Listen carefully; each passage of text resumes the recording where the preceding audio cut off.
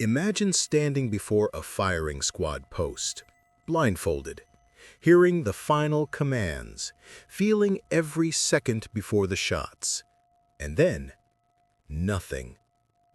You don't die. It was just a psychological theater staged by the Tsar to break your mind. Most people would never recover from that. Dostoevsky turned that hell into his greatest tool. This man spent 4 years in forced labor in Siberia, lived among murderers, rapists, the worst of humanity, developed epilepsy, lost everything, and when he came out of it, he didn't write about victimhood. He wrote Crime and Punishment, The Brothers Karamazov, works that reveal the abyss of the human soul in a way no one before or after him ever achieved. So let me ask you a question. What are you doing with your pain? Most people treat suffering as a programming error of life, something to be medicated, avoided, forgotten. And that is exactly why they live empty, directionless, weightless lives. Because purpose doesn't come from comfort. Purpose is forged in the furnace. Dostoevsky understood something that separates the weak from the immortal. You don't get to choose whether you will suffer. You choose whether you will waste that suffering or turn it into the substance that builds who you truly are. Throughout this video, you will discover the laws Dostoevsky applied in his own life, not as theory, but as survival. How he used torture, humiliation, illness, and misery as raw material to create unshakable meaning. And more importantly, how you can do the same. Because this video is not about literature. It is about you looking at your life and finally understanding that your pain is not your enemy. It is your gold mine. Suffering reveals who you really are. There is nothing deeper than the abyss of the human soul exposed through suffering. Dostoevsky did not believe in social masks when pain arrived. He knew, when you truly suffer, all your defenses fall. You are forced to face who you really are, without filters, without comfortable lies. Why do we live in constant performance? Why do we build elaborate personas at work, on social media, even at home? Because we are afraid to face the void. We are afraid to discover that perhaps there is nothing substantial beneath the mask. Suffering destroys this illusion. It puts you naked before yourself. And that is where truth begins. Dostoevsky wrote in his prison letters, "Now I feel that I have been remade. My heart has been changed. Life is everywhere. Life is within us, not outside." See the difference? He didn't say life became good again. He said, life is in me. Suffering forced him to stop seeking external validation. He found the center of gravity inside himself. When Dostoevsky was arrested in 1849, he was a promising young writer, full of revolutionary ideas, but essentially naive. He believed in theories, in systems, in rational solutions to human suffering. Then, he was thrown into a Siberian forced labor camp. There, he lived among real criminals, not book characters, men who had killed for pleasure, who raped, who betrayed without remorse. And he realized something terrifying. These men were not monsters. They were humans, just like him. Dostoevsky later wrote, "Man is a creature who can get used to anything." He saw that evil is not a separate category. It lives inside all of us. And this revelation, this destruction of innocence, became the foundation of all his work. Contemporary application. Today we live in the age of emotional anesthesia. Infinite scroll, Netflix, alcohol, porn, anything not to feel. anything not to face the void. The result? An entire generation without identity, without purpose, without inner strength. Because you only discover who you really are when you can no longer run from yourself. The arsenal, practical application. Exercise 1, the mirror of the abyss. Take a notebook, write with brutal honesty. What do you fear most about yourself? What do you pretend not to see when you look in the mirror? What part of you is dying because you don't have the courage to feed it? Don't share it with anyone. It's only for you. But be ruthless in your truth. If this content is making sense to you, click the subscribe button and subscribe to the channel. Thank you for your support. Exercise 2. The pain inventory. List all your real sufferings, not dramatic ones, but real ones. Rejections that marked you. Losses that broke you. Failures that shame you. Now, next to each one, write, what did this teach me about myself? Because pain without reflection is just pain. Pain with meaning is transformation. Purpose is born from necessity, not pleasure. Man was not made to be happy. He was made to be worthy of happiness through suffering. Dostoevsky rejected the modern idea that you need to find your passion or do what you love. For him, purpose does not come from seeking pleasure. It comes from responding to a deep necessity that only suffering can reveal. Think with me.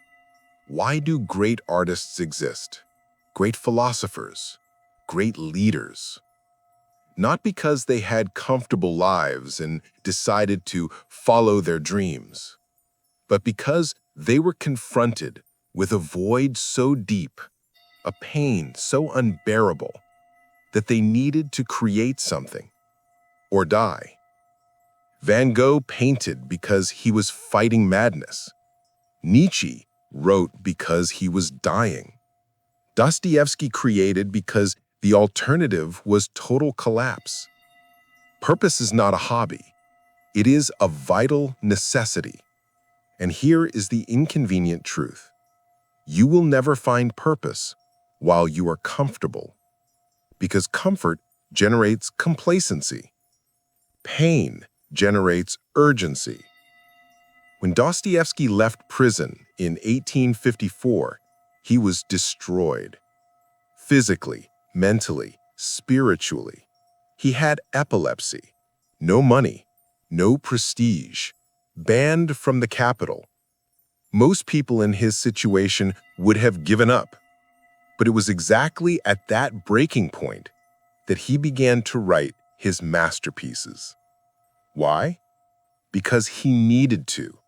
Not to become famous, not to make money, but because he had something inside him, an understanding of human nature so deep, so visceral, that if he didn't put it on paper, he would explode internally. He wrote in a letter, "I have suffered so much that perhaps I have earned the right to say something." See the difference? He was not seeking self-expression. He was fulfilling a debt to suffering, transforming pain into testimony. Today, people say, "I don't know what my purpose is," and they spend years in therapy, retreats, self-help courses, trying to discover something that is already screaming inside them. Want to know your purpose? Look at your pain. Look at what broke you. Look at what enrages you. Look at what makes you cry at 3 a.m. Your purpose is not in what gives you pleasure. It's in what consumes you. The arsenal, practical application. Exercise 1. The pain question. Complete this sentence. If I could save other people from insert your greatest suffering, I would do it because. This is the beginning of your purpose. Not a pretty theory, a mission forged in pain. Exercise 2. The Personal Manifesto. Write 300 words answering, "What did I learn in hell that the world needs to hear?" Don't edit. Don't censor. Just write. Because your pain has a message, and if you don't deliver it, it rots inside you. Redemption comes through responsibility, not escape. To accept suffering and carry it, in this lies salvation. Dostoevsky believed that the attempt to flee suffering is what destroys us. Redemption, real transformation, happens when you choose to carry your burden. When you say, "This is mine, and I will transform it." We live in a culture of victims. Everyone has a trauma. Everyone has an excuse. And yes, suffering is real. The wounds are real. But here's the problem. While you use your pain as justification for not acting, you remain a prisoner of it. Dostoevsky saw this in the forced labor camps. There were men who blamed the Tsar, society, God. And these men rotted, physically and spiritually. But there were others, few, who said, "Yes, this is unfair. Yes, I suffered. But what will I do with it?" These men survived, and more than that, they were reborn. Because responsibility does not mean guilt. It means power. It means saying, no matter what happened to me, what matters is what I will build from it. In Crime and Punishment, Dostoevsky created Raskolnikov, a young, intelligent man who commits murder based on a rational theory. He believes he is above ordinary morality, that he can justify any act through reasoning. But what destroys Raskolnikov is not the police. It is guilt, the inner weight, the impossibility of living with himself. And his redemption does not come from running away. It comes from confessing, accepting punishment, carrying the cross he himself created. Dostoevsky was writing about himself, about the necessity of accepting suffering, not as divine punishment, but as necessary transformation. How many people do you know who are trapped in the past, who spend years digging through traumas and therapy, but never act, who use their wounds as identity? Understand, you can validate your pain and still refuse to let it define you. Redemption is not overcoming suffering as if it never happened. It is integrating it, saying, "This is part of who I am, and I will use it to build something greater." The Arsenal. Practical application. Exercise 1. The Oath of Responsibility. Take your deepest wound and complete, "I did not choose." Insert trauma or suffering. But I choose to transform it into. Insert purpose, mission. Write it. Put it on the wall. Because every time you victimize yourself, you must remember, you have the power to choose. Exercise 2. The Cross Worth Carrying. List 3 difficult things you need to do but are avoiding. That conversation you need to have.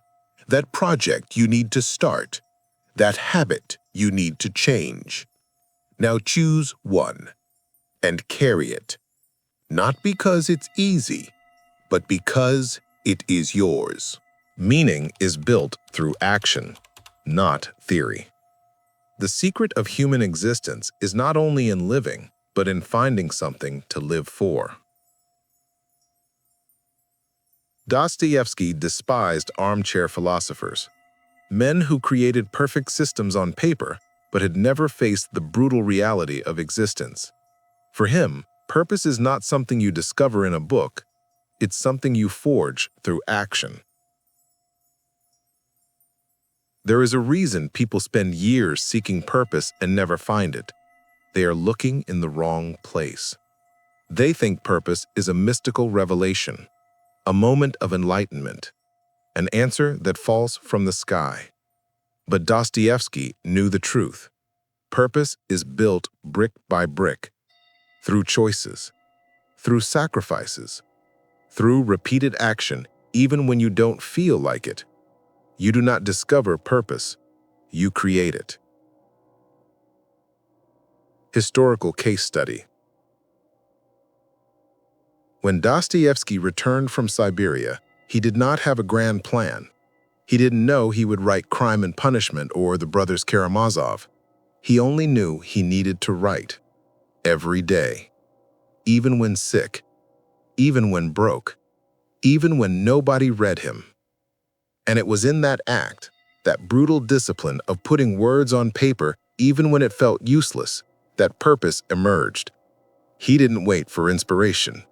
He worked. And meaning came as a consequence. How many people are waiting for the right moment to start? Waiting to be sure, waiting to feel motivated. And meanwhile, life passes. Here is the truth no one wants to hear. You will never feel ready. You will never have all the answers. There will never be a perfect moment. You act, and purpose reveals itself along the way. The Arsenal. Practical application. Exercise 1. The 100-hour rule. Choose one thing, a skill, a project, a mission, and commit to 100 hours. It doesn't need to be perfect. It doesn't need to make sense yet. It just needs to happen. Because purpose does not come from endless reflection. It comes from repeated action. Exercise 2. The daily protocol. Every night before bed, answer, what did I do today that brought me closer to who I want to be? If the answer is nothing, you have a problem, and you need to act tomorrow. Up to this point, you've understood the fundamental laws. Suffering reveals who you are. Purpose is born from necessity. Redemption comes from responsibility. Meaning is built through action. But these are the foundations. Now we enter deeper and more dangerous territory. Because understanding these laws intellectually is not enough. You must integrate them. You must live with them. And this requires a transformation most people will never have the courage to make. Dostoevsky did not become immortal because he read philosophy. He became immortal because he walked through hell and returned with something the world had never seen. Now it's time for you to do the same. Embrace the paradox. Life is not logical. It is tension. Beauty will save the world. This is one of Dostoevsky's most famous and most misunderstood phrases. He was not talking about aesthetics. He was talking about something much deeper. The ability to sustain contradictions. The modern world wants simple solutions. Black or white. Right or wrong. Good or evil. But Dostoevsky knew reality is paradoxical. You can love someone and hate them at the same time. You can suffer and find meaning in suffering. You can be broken and strong simultaneously. Most people go insane trying to resolve these paradoxes, trying to choose one side, trying to force coherence where there is none. But the great ones, the immortals, learn to live in the tension, to hold opposites, to accept that life is contradictory and that this is not a problem to be solved, but a truth to be lived. In The Brothers Karamazov, Dostoevsky created three brothers who represent three ways of living. Dmitri, uncontrolled passion, instinct, chaos. Ivan, pure reason, skepticism, logic. Alyosha, faith, compassion, spirituality. And which one is right? None and all. Because Dostoevsky understood that being human is containing all these opposites. You are rational and irrational, spiritual and carnal, good and evil. And trying to kill a part of yourself to become pure is the path to self-destruction. We live in an era of rigid identities. If you are left-wing, you must agree with everything left-wing. If you are right-wing, same thing.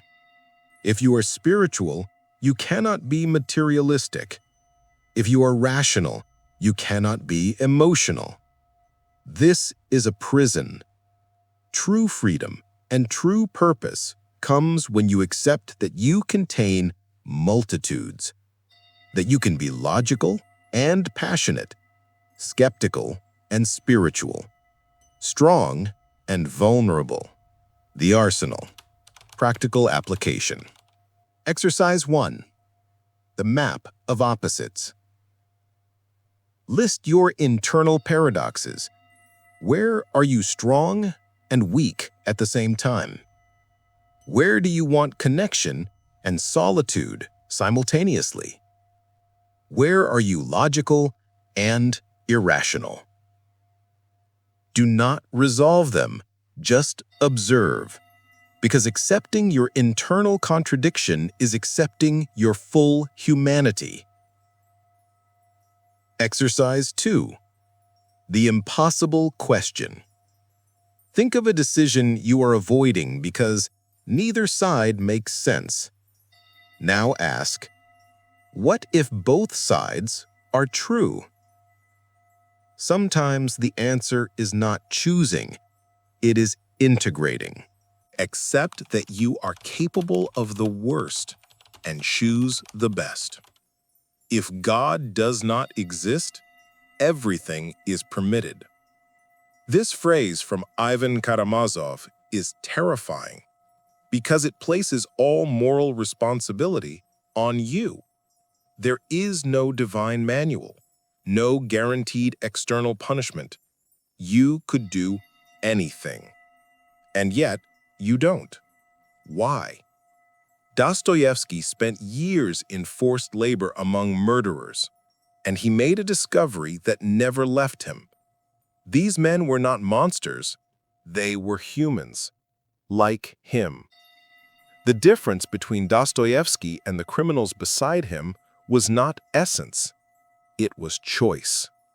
And this is terrifying, because it means you, yes, you, are capable of the worst, capable of betraying, of lying, of destroying, of hurting. You have this potential. The question is, what will you do with it? Raskolnikov, in Crime and Punishment, commits murder because he believes he is above ordinary morality. He creates a theory. Extraordinary people have the right to break rules in the name of a greater good. And Dostoevsky shows what happens. Raskolnikov is not punished by society first.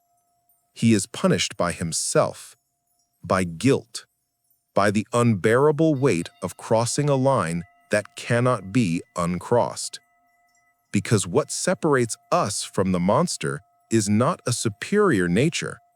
It is the active, daily choice not to become one. Have you ever had thoughts that embarrassed you?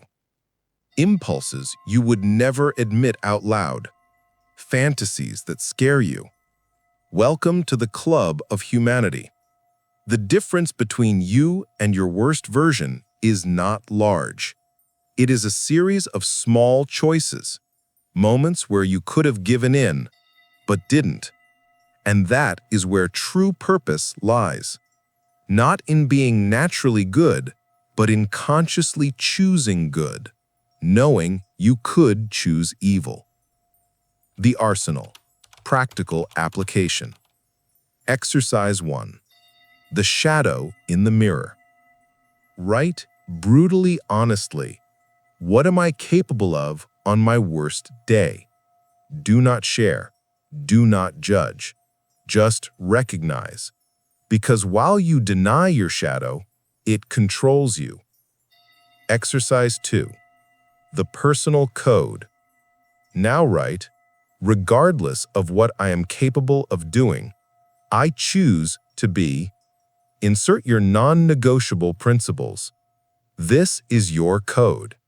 Not because you are incapable of evil, but because you choose something greater. Suffering only has value if you give testimony of it. Dostoevsky did not keep his pain to himself.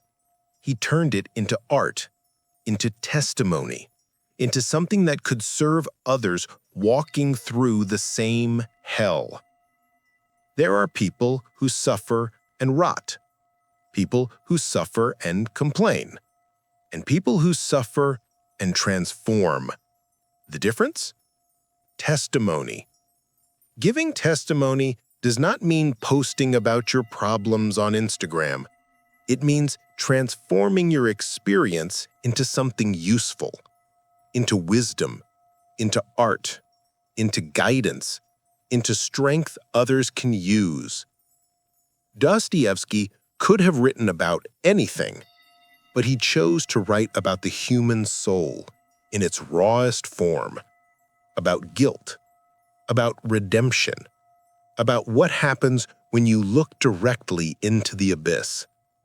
And because of this, his works are immortal, because he wasn't just telling stories, he was giving testimony of what he saw in hell.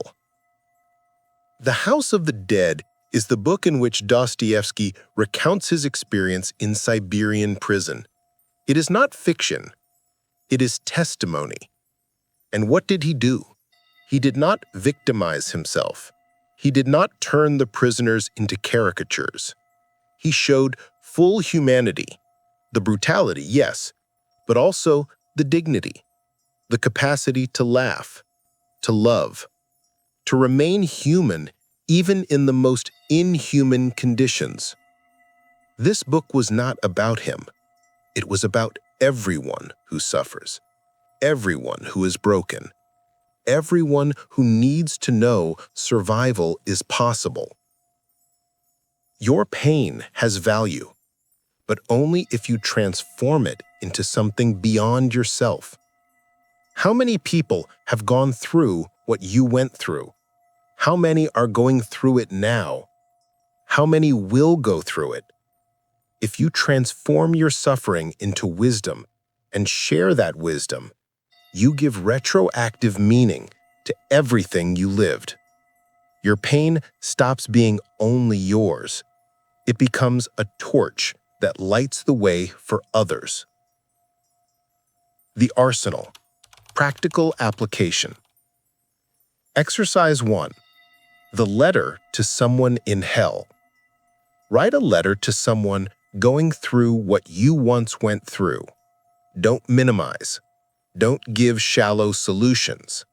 Just tell the truth, what it is like, what you learned, how you survived. You don't need to send it, but you need to write it, because giving testimony gives form to chaos. Exercise 2. The legacy of suffering. Complete. If someone could learn from my pain, I would want them to learn blank. This is your testimony, your purpose, your final transformation. Dostoevsky was not a happy man. He suffered until his last day. Epilepsy, debts, losses, constant pain. But he did not waste that suffering.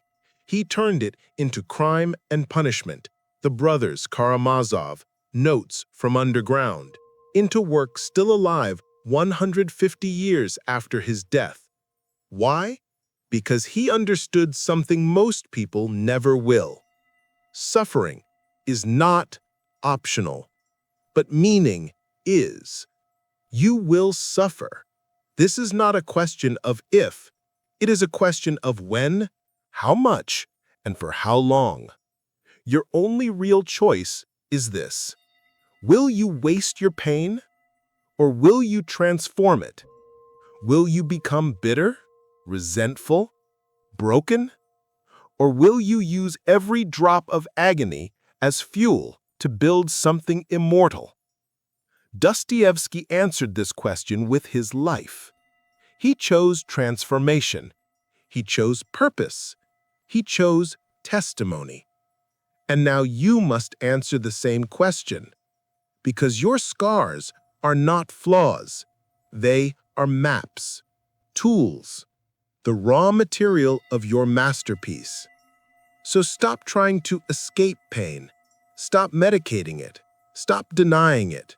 Dive into it. Understand it. Transform it. And when you emerge on the other side, and you will emerge, you will not be the same person who entered. You will be someone who not only survived hell, but someone who returned from it with fire in your hands. And that fire lights the world. This video will find you when you need it. And when it does, you will know exactly what to do.